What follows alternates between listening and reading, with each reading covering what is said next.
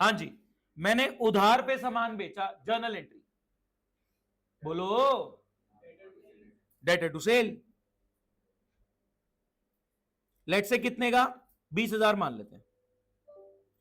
मेरे को डेटर पे भरोसा नहीं आ रहा था कि ये पैसे देगा, तो मैंने उससे बिल पे एक्सेप्टेंस ले ली। उधार पे सामान बेचा, डेटर टू सेल 20,000। डेटर पे भरोसा नहीं आ रहा, उससे बिल पे एक्सेप्टेंस ले ली कि वो लेट से 2 महीने बाद पैसे दे देगा। तो अब मेरे हाथ में जो एसेट है वो क्या है, बिल्स रिसीवेबल। तो मैं डेटर हटा के बिल्स रिसीवेबल नाम का एसेट बुक कर लूंगा। ये बात समझ में आई? उधार पे सामान बेचा, डेटर टू सेल 20,000। डेटर पे भरोसा नहीं आ रहा, तो उससे आपने एक्सेप्टेंस ले ली कि भाई साइन कर दे कि 2 महीने बाद पक्का पैसे दे देगा। तो आपके हाथ में जो है वो सेट है, वो है बिल्स रिसीवेबल। तो आप बीआर का नया एसेट बना दोगे और डेटर रिवर्स कर दोगे। आपने एंट्री करी bills receivable to debtor. Guys, आपको अर्जेंट नीड पड़ी पैसों की, आपको अर्जेंट नीड पड़ी पैसों की। क्या आपके पास पैसे हैं? नहीं। आपके पास एक पर्ची है, बिल्स रिसीवेबल है, जिसपे डेटर ने एक्सेप्टेंस दे रखी है कि वो 20,000 देगा 2 महीने बाद। आप डेटर पर, भाई प्लीज पैसे दे दे, मेरे को अर्जेंट नीड है। कह रहा 2 महीने की एक्सेप्टेंस दिया, अभी तो मेरे पास भी नहीं है, मैं कहां से दूं? तो मैं गया बैंक के पास, मैंने कहा मेरे पास एक बिल्स रिसीवेबल है, ये आप ना मेरे डेटर से ये पैसे ले लेना 2 महीने बाद, आप प्लीज मेरे को अभी दे दो। क्या बैंक मेरे को पूरे दे देगा? तो you have sold this bills receivable to bank at a discount.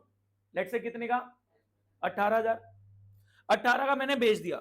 ये मैंने बिल्स रिसीवेबल 18 का बेच दिया, इसकी एंट्री बोलो। बैंक में पैसा कितना आया? बैंक में मेरे पास पैसा कितना आया? 18,000। मेरा बीआर कितने का चला गया? क्या मैंने बैंक को डिस्काउंट दे दिया? तो यहां पर डिस्काउंट अलाउड वाली बात आ गई, 2,000। अब ध्यान से सुनना, अब ध्यान से सुनना। अभी 2 महीने बैंक को वेट करना है। गाइस, मैंने एक लायबिलिटी बताई थी आपको, बहुत बढ़िया, वेरी गुड, कंटिंजेंट लायबिलिटी। ध्यान से सुनना। अगर बैंक ने 2 महीने बाद डेटर से पैसे मांगे, ये बीआर है, आपने साइन कर रखा है, पैसे दे दो, और उसने दे दिए, तब तो कहानी क्लोज है। अगर उसने पैसे नहीं दिए तो पैसे किसको देने पड़ेंगे? मेरे को बोला क्यों भाई, वो देगा, आप क्यों दोगे? मैंने कहा उधार पे किसने बेचा, रिस्क किसने लिया? मैंने। तो बैंक कहता डेटर को तुम जानते हो ना, पर्ची पे तुमने एक्सेप्टेंस ली कि भाई हाँ पैसे दे देगा, तुमने भरोसा किया थोड़ा बहुत, हमें थोड़ी पता है कौन है वो। तो अगर उसने पैसे दे दिए तो चैप्टर क्लोज है। अगर उसने नहीं दिए तो पैसे किसको देने पड़ेंगे? मेरे को देने पड़ेंगे। तो this liability is a contingent liability. Actual में लायबिलिटी है नहीं अब मेरी, मेरे को किसी को पैसे नहीं देने, लेकिन अगर मेरे डेटर ने बैंक को 2 महीने बाद पैसे नहीं दिए तो मेरे को पैसे देने पड़ सकते हैं। तो contingent liability is a liability which is dependent upon happening of a future event. ये कहां डिस्क्लोज होती है, कौन बताए? 11th पढ़ा रहा हूं, बैलेंस शीट के बाहर एज अ फुटनोट। क्या बात समझ में आई? उधार पे सामान बेचा, डेटर टू सेल। डेटर पे भरोसा नहीं आ रहा था, उससे बिल पे एक्सेप्टेंस ले ली, बीआर टू डेटर। आपको अर्जेंट नीड बड़ी पैसों की, बीआर 2 महीने बाद मैच्योर होगा, तो आपने बैंक को भेज दिया डिस्काउंट पे। कहानी यहां पे अभी मैंने रोक दी। अब मैं कह रहा हूं अगर डेटर ने टाइम पे पैसे दे दिए तो चैप्टर क्लोज है, मेरे तक कोई बात नहीं आएगी। लेकिन अगर उसने नहीं दिए तो मेरे को देने पड़ सकते हैं। तो अगर आपको पैसे देने पड़ सकते हैं, it's a contingent liability, and as per full disclosure मेरे को बैलेंस शीट के बाहर फुटनोट में डिस्क्लोज करनी होती है। ये बात समझ में आ गई? अब मैं खेल रहा हूं कि इसने पैसे नहीं दिए, डेटर ने पैसे नहीं दिए। गाइस, बैंक क्या हरकत करेगा ये बताओ? बैंक क्या हरकत करेगा? क्या हो गया? बैंक क्या हरकत करेगा ये बताओ? बैंक बोलेगा भाई साहब मैं आपके अकाउंट से निकाल रहा हूं, कितने? 20,000 को। बोले अरे सर उसने तो 18 दिए थे। भाई साहब आप खराब कर रहे हो। नहीं, इधर सामने देखिए, ठीक है, इधर प्लीज फोकस, ठीक है। अगर उसने पैसे नहीं दिए तो बैंक मेरे अकाउंट से काटेगा कि भाई रिश्तो तूने लिया उधार पे सामान बेचने का। तो बैंक मेरे अकाउंट से कितने काटेगा? 18 या 20? वो पूरे 20 काटेगा। क्या ना, वेटिंग चार्ज था मेरा वो 2 का, वो मेरे अकाउंट से 20 काटेगा। तो गाइस यहां पे एंट्री क्या होगी आप बताओ? बहुत बढ़िया, रियलाइजेशन टू बैंक, ठीक है, रियलाइजेशन टू बैंक। मेरे को पैसे देने पड़ गए 20।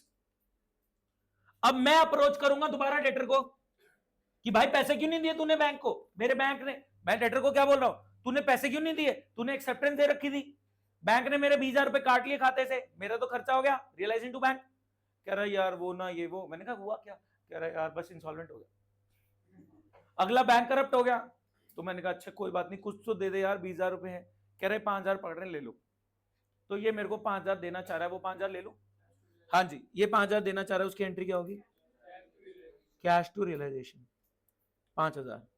अब वापस आपका क्वेश्चन देखते हैं, यहां तक समझ में आ गया? ठीक है, बैंक ने मेरे अकाउंट से 20 काट लिया, अगला इंसॉल्वेंट हो गया था, तो जो दे पाया मैंने ले लिया।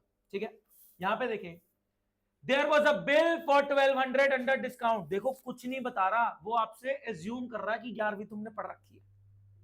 अगर ध्यान से देखा जाए, देयर वाज अ बिल, ये भी नहीं बोल रहा bill receivable for 1200 under discount, कुछ नहीं बताया कि बैंक को तुमने डिस्काउंट पे बेचा था। दे आर एक्सपेक्टिंग कि आप 11th पढ़ के आए हैं, इतनी आपकी अंडरस्टैंडिंग होनी चाहिए। जिन्होंने नहीं पढ़ा था मैंने पढ़ा दिया। ठीक है, तो अब 1200 आपके कटेंगे पहले खाते से, इसकी एंट्री बोलो, रियलाइजेशन टू बैंक, ये आपके खाते से कट गया। और bill was receive from Soham who proved insolvent on first and final dividend of 25%, इसका 25% 300 रिसीव फ्रॉम हिज एस्टेट, पैसा आने की एंट्री, कैश टू रिलेशन। ये बात समझ में आई?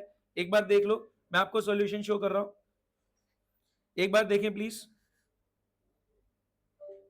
हाँ जी, क्या ये दो एंट्रीज हो रही हैं?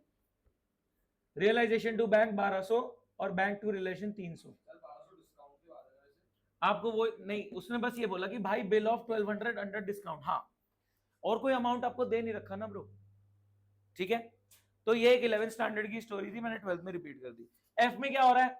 5,000 का स्टॉक 5% कम वैल्यू पे क्रेडिटर एक्सेप्ट कर रहा है अगेंस्ट हिज लायबिलिटी। वो कह रहा है, हमने कहा देख 5,000 का स्टॉक है, कह रहा भाई साहब इसको 5% कम वैल्यू करो, इसको डिस्काउंट पे दो। कितने का? 4,750। तो 6,000 के क्रेडिटर है, वो 4,750 का है, वो 5,000 का स्टॉक, बट ये 5% डिस्काउंट पे एक्सेप्ट कर रहा है, तो 4,750 की वैल्यू पे एक्सेप्ट कर रहा है। तो 6,000 की लायबिलिटी के बदले 4,750 का स्टॉक या फुल सेटलमेंट नहीं है, नहीं तो एंट्री ना होती। बाकी हमें पे करना है, कितना बैलेंस बचा? 1,250। तो 1,250 पे करने की एंट्री रियलाइजेशन टू कैश या टू बैंक। कोई डाउट? आखिरी में लॉस बांट दिया, उसकी entry partners capital to realisation. बोलो गाइस कोई